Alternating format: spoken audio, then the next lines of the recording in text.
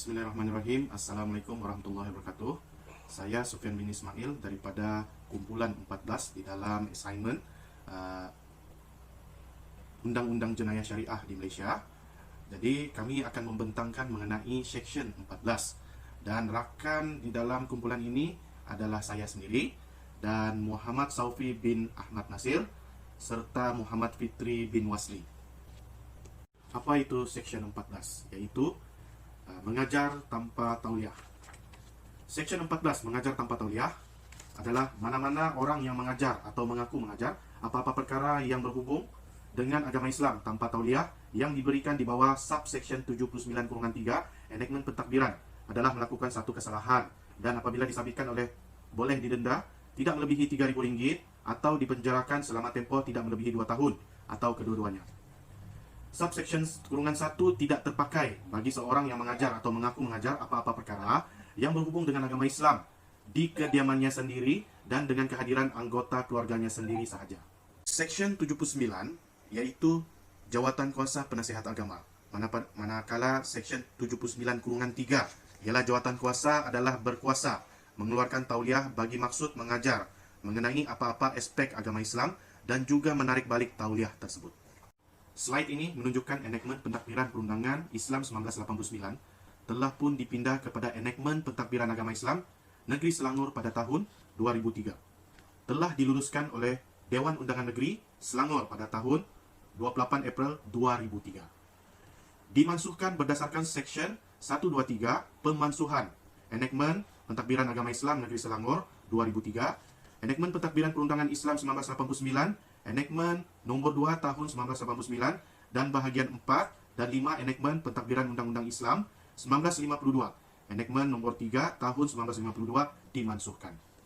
Apa dia Section 119? Yaitu kesalahan mengajar agama Islam atau perkara-perkara tentang agama Islam tanpa tauliah. Kurungan 1, mana-mana orang yang mengajar agama Islam atau perkara-perkara tentang agama Islam tanpa tauliah yang diberikan di bawah Section 118 adalah melakukan suatu kesalahan dan apabila disabitkan boleh didenda tidak melebihi RM3,000 atau dipenjarakan selama tempoh tidak melebihi 2 tahun atau kedua-duanya. Kedua, kurungan 2, subsection kurungan 1 tidaklah terpakai bagi mana-mana orang atau golongan orang yang dikecualikan oleh majlis di bawah Section 121 enactment ini, atau B, mana-mana orang yang mengajar agama Islam atau perkara tentang agama Islam di dalam kediamannya sendiri kepada anggota keluarga sahaja. Apa yang dimaksudkan dengan Section 121 adalah pengecualian, yaitu majlis boleh mengecualikan mana-mana orang atau golongan orang daripada mana-mana peruntukan bahagian ini.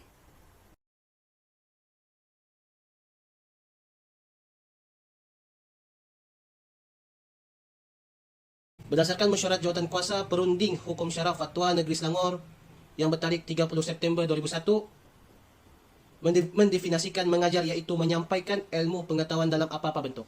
Manakala bagi tauliah berdasarkan Irsyad Al-Fatwah ke-122, keperluan mendapatkan tauliah mengajar didefinisikan iaitu kebenaran mengajar oleh badan berautoriti di dalam sesebuah negeri seperti Majlis Agama Islam atau pejabat mufti wilayah persekutuan yang diberikan autoriti untuk mengeluarkan dan memberikan tauliah kepada seseorang yang ingin menyampaikan pengajaran agama. Berdasarkan Enactment Pentadbiran Agama Islam Selangor 2003, iaitu Peraturan-Peraturan Tauliah Selangor 2008. Kategori tauliah terbahagi kepada 5 jenis. Pertama, iaitu tauliah ceramah umum, yang mana membenarkan ceramah umum berhubung apa-apa aspek agama Islam. Kedua, tauliah mengajar agama, iaitu mengajar agama Islam secara berkitab. Ketiga, tauliah khas, membenarkan seseorang yang bukan warga negara yang dijemput khas berhubung dengan aspek agama Islam. Yang keempat, tauliah mengajar Al-Quran, membenarkan pemegangnya mengajar Al-Quran di mana-mana permis. Yang kelima, iaitu tauliah khas, tertumpu kepada individu tertentu. Bagi individu yang tidak memiliki kelayakan seperti yang ditetapkan dalam kelayakan tauliah, yang ini boleh dirujuk slide selepas ini, iaitu berkaitan dengan kelayakan tauliah. Yang mana F itu bermaksud pengetahuan agama Islam sekurang-kurangnya peringkat 4 sanawi atau setaraf dengannya. Berdasarkan Enactment Pentadbiran Agama Islam Selangor 2003, iaitu Peraturan-Peraturan Tauliah Selangor 2008, seseorang yang ingin mendapat tauliah adalah seperti berikut. Pertama, beragama Islam dari kalangan ahli sunnah wal jamaah. Kedua, berumur 18 tahun ke atas. Ketiga, sihat tubuh badan dan sempurna akal. Keempat, berakhlak dengan akhlak Islam. Kelima, tidak pernah disabitkan kesalahan jenayah sivil maupun syariah. Keenam, pengetahuan agama Islam sekurang-kurangnya peringkat 4 sanawi atau setaraf dengannya. Ketujuh, lulus ujian bertulis atau temu duga. Kedelapan, mendapat kebenaran bertulis dari majikan. Kesembilan, bermuastotin dalam negeri Selangor. Namun, jawatan kuasa boleh atas alasan-alasan yang munasabah mengecualikan mana-mana pemohon dari mana-mana kelayakan yang dinyatakan dalam sub peraturan 1 tadi jika difikirkan wajar dan sesuai manfaat. Hukuman kesalahan secara jelas dinyatakan dalam Seksyen 119 ini, kesalahan bila disabitkan boleh didenda tidak melebihi RM3,000 atau penjara tidak melebihi 2 tahun atau kedua-duanya sekali.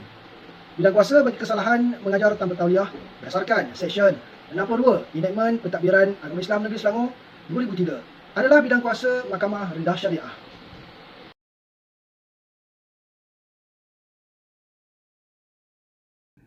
Tertuduh dipertuduh melakukan kesalahan di bawah Seksyen 119 Enakmen Pentadbiran Agama Islam Selangor atas pertuduhan mengajar perkara-perkara tentang agama Islam tanpa tauliah di sebuah surau di daerah Kelang.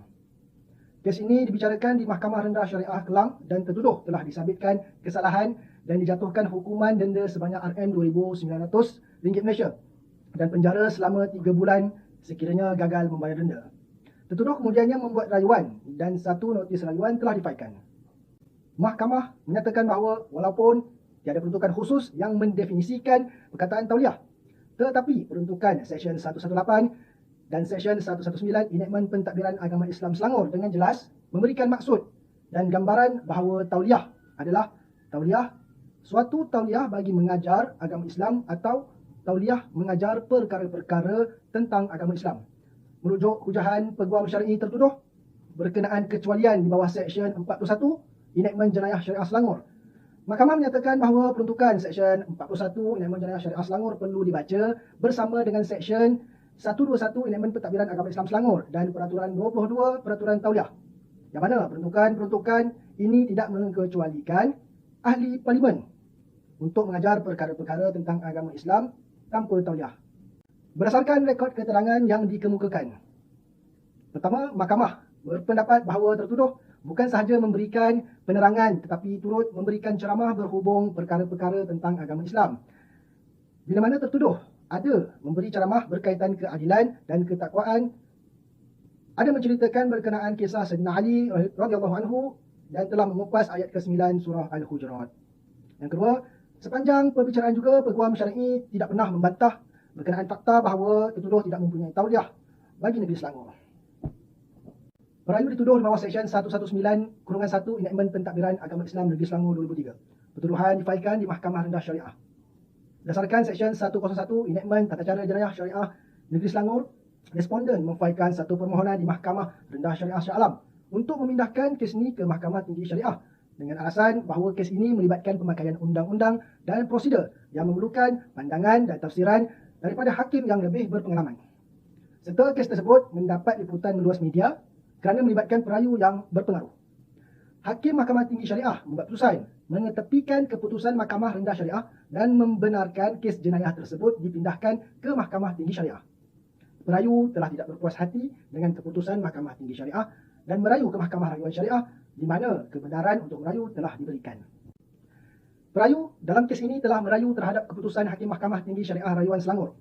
Dalam kes semakan ini, Mahkamah Tinggi Syariah pada 28 April 2010 telah membuat keputusan setelah meneliti permohonan yang difailkan oleh pemohon dan menimbangkan hujah penghujahan kedua-dua pihak dan berpuas hati bahawa pemohon berasas dan memutuskan permohonan pindahan kes dan Mahkamah Rendah Syariah ke Mahkamah Tinggi Syariah yang dipohon oleh Ketua Pendakwa Syar'i dibenarkan. Dengan itu, keputusan Hakim Mahkamah Rendah Syariah Gombak Timur dibatalkan. Rayuan perayu diterima.